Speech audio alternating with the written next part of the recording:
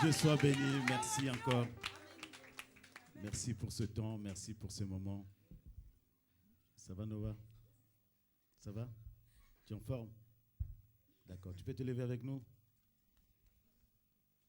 Je voyais ton image sur l'écran derrière. J'ai dit, tiens, elle est vraiment dans la joie ce matin. C'est extraordinaire. Cette joie-là, comme ça, c'est bien. Ça se communique. Que Dieu soit béni pour ce temps, pour ce moment. Et nous, pendant 1 heure, nous avons chanté la gloire de Dieu. Et nous aimerions tous simplement bénir le Seigneur pour ce moment.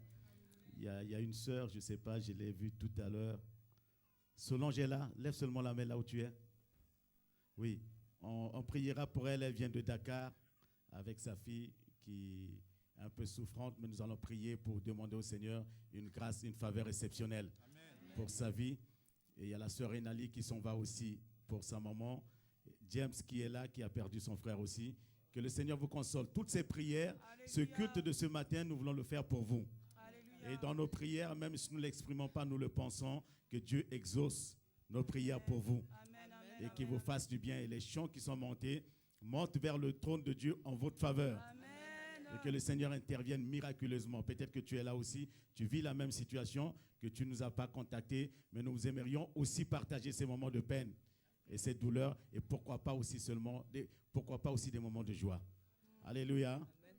Vous êtes là avec moi. Amen. Et merci aussi à la chorale de rester pendant 1 heure à chanter, à louer. Que le Seigneur vous bénisse encore richement et abondamment. Amen. Que la paix de Dieu soit avec vous. Nous veillons vous asseoir. Nous voulons partager et nous aurons beaucoup plus de temps à prier ce matin. Nous voulons tout simplement passer à l'offensive. Il nous faut passer à l'offensive. Il ne faut pas que nous restions les bras croisés en attendant que les choses se passent. Rien ne se passe si nous restons en attendant que les choses se passent. Mais si nous agissons, si nous faisons quelque chose, le Seigneur interviendra. Alléluia.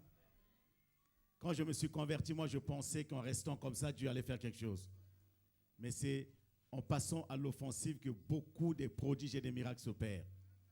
Dieu veut notre bien. Dans Exode, ce qui est affiché, c'est Dieu qui dit à Moïse, va,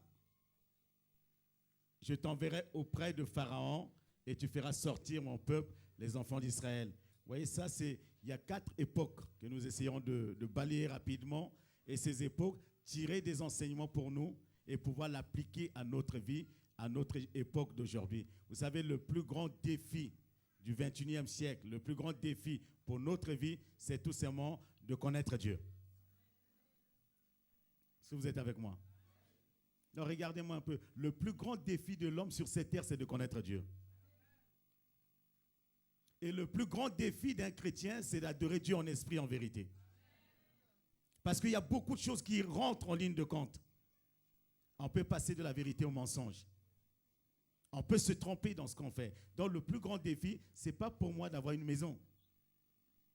Le plus grand défi de ma vie, ce n'est pas d'avoir des biens. Le plus grand défi de ma vie, c'est est-ce que je demeurerai dans la présence de Dieu jusqu'à la fin de mes jours. Est-ce que quelqu'un est là? Ça, c'est le plus grand défi de ma vie. Est-ce que je resterai fidèle à Dieu jusqu'à ce que Jésus revienne? Parce que je peux bien commencer et mal finir.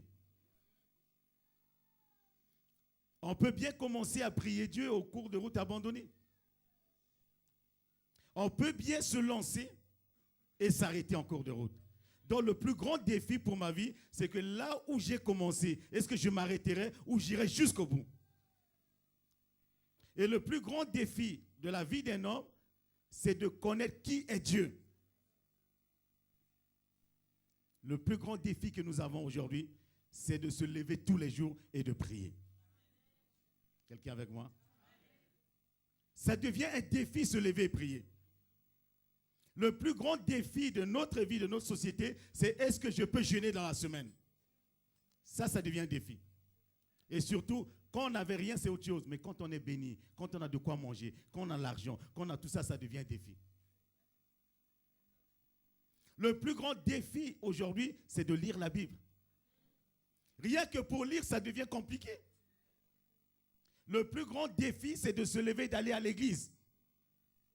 Souvent, tu te lèves, il y a d'autres pensées qui viennent dans ta tête. Quelqu'un est là avec moi? Il y a une image qui vient dans ton esprit, j'aime pas le voir, je ne viens pas. J'aime pas écouter le pasteur, je ne viendrai pas. Ça devient un défi. Le plus grand défi, c'est de venir aux enseignements. Nous partageons des moments extraordinaires d'enseignement en ce lieu. Et j'aimerais vous dire quelque chose pour vous encourager. Dieu dit, mon peuple meurt, périt à cause de la connaissance. Mon peuple périt par manque de connaissance. Quand il n'y a pas la connaissance, on ne peut rien faire. Quand on ne connaît pas ce Dieu, on va l'abandonner. Quand on ne sait pas qui il est, on ne pourra pas le prier sincèrement. Quand on a oublié ce qu'il était pour nous, ça devient dangereux pour nous.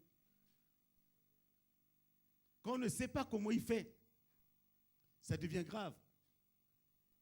Le plus grand problème, je dis, quand quelqu'un est découragé, c'est qu'il ne sait pas faire. Vous avez quelqu'un avec moi?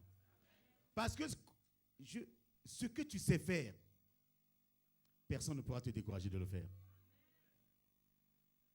Est-ce que vous êtes avec moi?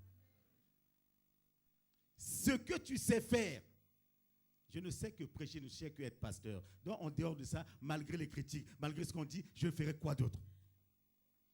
Je me lèverai, je continuerai. Tu sais faire, le pasteur Bruno sait faire que l'informatique, c'est un informaticien. Quel que soit ce qu'on va dire dans ce milieu-là, il ne sait que faire ça, il ne peut pas être devenu médecin. Il va persévérer là-dedans. Vous êtes avec moi ce matin? Et voilà une époque difficile où Dieu suscite un homme, où Dieu appelle un homme. J'aimerais que vous réalisez, vous compreniez pourquoi il y a l'église, pourquoi il y a des hommes que Dieu a appelés. Et Dieu appelle Moïse. Il dit à Moïse, j'ai un peuple. Ce n'est pas des gens qui ne connaissaient pas Dieu. Il dit, j'ai un peuple, mais ce peuple est esclave. Ce peuple est dans la pauvreté. Ce peuple est dominé par la sorcellerie. Ce peuple est dominé par la magie.